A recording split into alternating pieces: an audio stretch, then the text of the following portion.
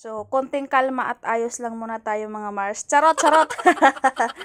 So, hello guys! For today's video ay magluluto tayo ng kari-kari na masarap. Kari-karing pata ng baboy. So, ay tuturo ko po sa inyo step by step kung paano natin gagawin ang ating kari-kari, paano natin iluluto, kung paano natin siya pasasarapin, yung sarap na hindi mo malilimutan. Chares, chares.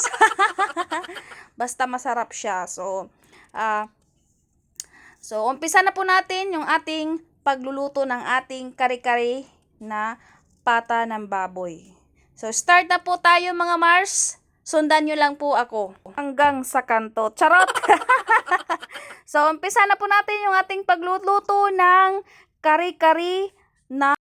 So mga madi, kung bago ka pa lang sa ating YouTube channel, pa-like, pa-share, pa-subscribe, and pa-hit ang notification bell para po lagi tayo updated sa bago nating upload ng mga videos. Millet Cooking Vlog. Pa-share na rin po at pa-subscribe. Love you all! Hello guys, for today's video ay magluluto tayo ng kari-kari.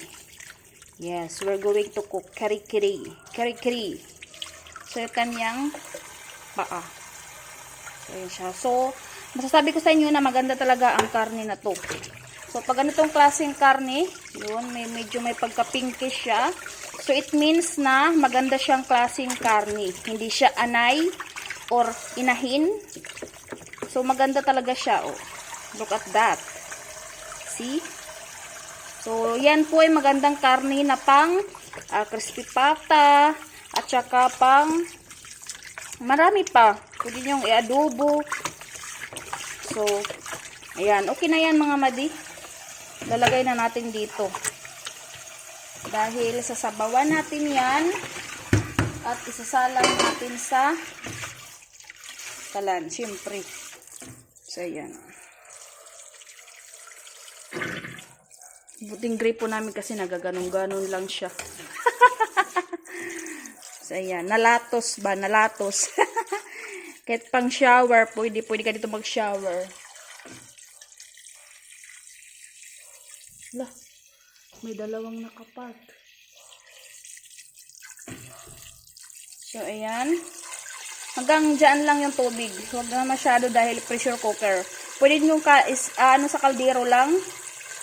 Ako pressure cooker ko na kasi nagmamadali ako at saka mas maganda naman pressure cooker kasi madali lang siya. So, 5 minutes lang natin siyang papakuluan dito. So, lalambot na siya agad. So, okay na po yan ang ating baboy. Patakipan na natin yung ating. So, ayan. Nakalak na siya. So, meron na tayong apoy. So, maitim talaga yung aking pressure cooker kasi mauling itong kalan. Hindi ko alam ba't mauling. Na-stress akich. So, equal lang yan. Important. Pahapon na mga mother. So, ayan. Nag-start na siyang mag-whistle-whistle. Mag-ingay ba? So, ayan. So, pag nag 5 minutes na siya, check nyo po. Once na malambot na siya, okay na po yan. Pero once na matigas pa, isalang nyo uli. So, ayan siya. Nag-whistle-whistle siya. Pasensya na kayo sa aking basyo ng mga cook dahil ay bigla ang luto lamang ako sa labas. So, i-check natin kung malambot na siya, kung pwede na. So, yan, malambot na siya mga Mars. Okay na siya mga Mars, okay na. So, mga madam, nandito na tayo sa loob sa kusina. Kasi doon sa labas, dito na tayo sa loob. So, sa isang kawali na maliit o kaya sa isang kaldero, naglagay lang ako ng 1/4 cup ng oil. Tapos, naglagay lang din po ako ng atswiti seeds, yung kanyang buto. So, pampakulay po yan ng ating kari-kari. So, pakulan lang natin yan ng 1 minute. Then, patay na po natin yung apoy. So, yan po yung gagawin natin pampakulay. Pwede kayong gumamit ng powder. So, okay na po yan. Sasalin na natin sa ating strainer. So, sasalain natin yan para hindi sumama yung mga buto. So, kasi yung oil lang, panggigisa natin doon sa ating pangkulay sa ating kari-kari, sa ating panggisa. So, nagdirekta na ako sa ating kawali. So, ayan, nagbuhos na ako. So, next natin gagawin ay naggisa na ako ng bawang. So, gisahin lang natin yan ng saglit. So, next, naglagay natin ng onion, sibuyas. So, gisa lang natin din ng saglit. So, ayan po yung ating karne ha. Tapos, yung kanyang stocks ay tinabi ko po yan. Hindi ko po yan tinapon. Ayan yung stocks niya. Pinaguloan natin kanya ng baboy, yung pork. So, hindi po natin itatapon. So, paghiwalayin lang natin siya. So, gagawin natin sauce mamaya. So, tapusin nyo pong panoorin para po masundan nyo step by step. So, igisa lang natin saglit yung ating onion at saka garlic. Then, pag nagisa na saglit yung ating ibang sangkap, maglalagay na tayo ng mamasitas kare-kare. So, mamasitas baka naman. So, pwede kayong maglagay ng kahit anong klaseng brand na kare-kare mix o kare-kare powder. So, isa't kalahati po yung ginamit ko. So, yung iba, pwede kayong gumamit ng pinaghugasan ng bigas o kaya yung iba, nagdidikdik ng mani. Nasa sa inyo po yan. Ako kasi ay gusto ko yung mabilisan para matapos agad. Huwag natin pahirapan yung mga sarili natin. So, once na ganyan na siya, nahalo na natin yung ating powder, bubuhos na natin yung ating stocks. Yung pinagkuluan ng ating pork kanina. So, mahalaga po yan. Huwag po natin yan itatapon ha, pagkatapos natin magpalambot ng pork. So, ayan. So, kalma ka lang. Hintayin mo lang dahil pagagandahin natin yan. So, once na kumulo na yung ating binuhos na stocks kanina, so, naglalagay ako ng bagoong ng isang kutsara. So, iyan po ay optional. So, ako naglalagay talaga ako ng bagoong dahil ay isa po yung sikreto ko na nagpapasarap sa aking kare-kare. So, naglagay din po ako ng peanut butter. Yes, isa din po yan na nagpapasarap sa ating kare-kare yung peanut butter. At nakakatulong po yan para lumapot yung kanyang sauce. Yung ating peanut butter. So, dati kasi may napapansin ako, dati yung nagkakare-kare, madalas ay napapanis. Maghapon lang, bumubula. At minsan nga, ilang oras lang, 2 oras lang. So, napapanis sa akin po. Ay buti na lang hindi ako napapanisan ng kare-kare. So, nakada 200 na siya naging gamit.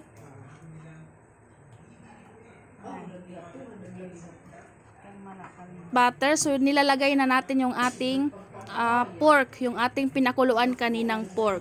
So, yan po, dapat po ay slow na yung ating, mahina na po yung ating apoy ha, kasi po ay baka ho masunog yung ilalim, dapat po ay mahina lamang yung ating apoy. So, ilalagay natin yan, dyan lahat ng ating karne, yung ating pinalambutan na baboy. So, dahan-dahan lang po yung ating apoy para po hindi masunog yung ilalim at saka ay sumipsip doon sa loob ng karne yung ating sauce. So, ayan po, hindi po ako naglagay ng bitchin or kahit anong bitchin, hindi po ako naglagay dahil ang kare-kare po ay dapat wala siyang linamnam na something na medyo maalat, hindi po. So, makikita mo hindi ako naglagay ng kahit ano, naglagay lang ako ng konting asin. Yun lang, wala na akong inibang nilagay na pampalasa, kundi yung peanut butter at saka yung bagoong lang. Yung iba hindi. So, mga madam, nandito tayo ngayon sa labas kasi naubusan ako ng gas doon sa loob. So, lagyan lang natin ng yung sabaw po to kanina ng stocks niya ha, yung pinaglambutan ng kanyang karne. So, papakuluan lang natin siya ng 5 minutes. So, tatakpan lang natin siya mga mother. Okay. Bahala na magkauling.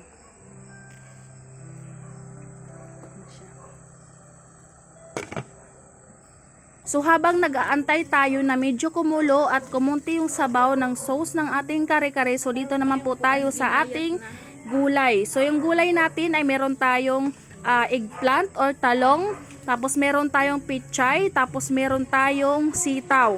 So, kung meron naman kayong puso, lahat naman may puso. Chares!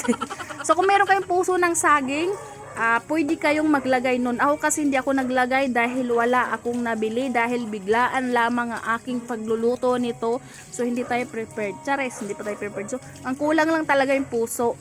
So, okay yun. Kung wala kayong puso, okay lang. Ay, hindi ba okay yung walang puso So, hindi okay walang puso.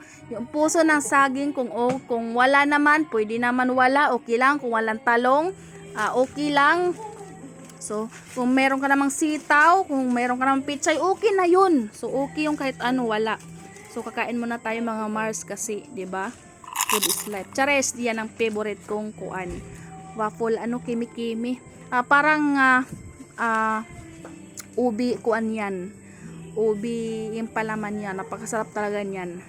So, habang nag-aantay tayo, Kung wala kayong ibang gulay, pwede naman pichay lang, nasa sa inyo po iyan. So, check po natin lagi, every 10 minutes or 5 minutes yung ating nakasalang na kare-kare. Mga Mars, kung bago ka pa lang sa ating YouTube channel, pa-like, pa-share, pa-subscribe, and hit ang notification bell para po lagi tayong updated sa bagong nating upload na mga videos. Millet Cooking Vlog.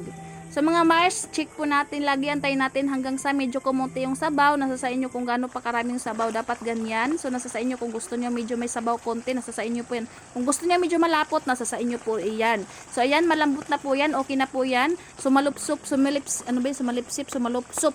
Yung sumalupsop na yung sauce. So okay na yan mga Mars, hahanguin na natin, tatanggalin na natin sa kalan. So, ganyan na ganyan po yung tsura ang gusto ko. Yung medyo kunting lapot at saka yung ganyan po siya, malambot talaga siya at masarap, mukhang masarap. So, nagpakulo na tayo ng subig. So, papakuloan lang natin siya or bablance lang natin niya saglit hanggang sa medyo maluto lang at hindi lang maiba yung kanyang kulay.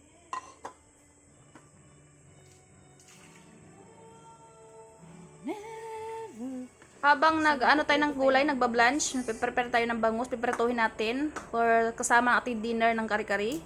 So ayan, pag medyo luto na yung ating pag ganyan na yung tsura yung kulay ng ating gulay, pwede na natin yan hanguin. Huwag lang masyadong iluluto, overcook kasi baka magtsungit-tsungit, pumangit yung ating gulay. Yung iba, sinasama nila to sa kare-kare na malapit na maluto. Hindi ako nagsasama ng gulay kasi once na ininit mo yan, mahirapan ka nang hanapin at sasama siya, para siya magiging lugaw ang ating gulay. So, pangit. So, nasa sa inyo pa rin yan. Pero ako gusto ko yung tinatoppings na lang siya, niluluto ng bagyang gulay. Tapos kapag may leftover kang kare-kare, pwede mo tanggalin yung gulay, tapos pwede mong initin siya ng iba lang na pag-iinitan mo, tapos initin mo uling kare-kare. So, yan na mga madi.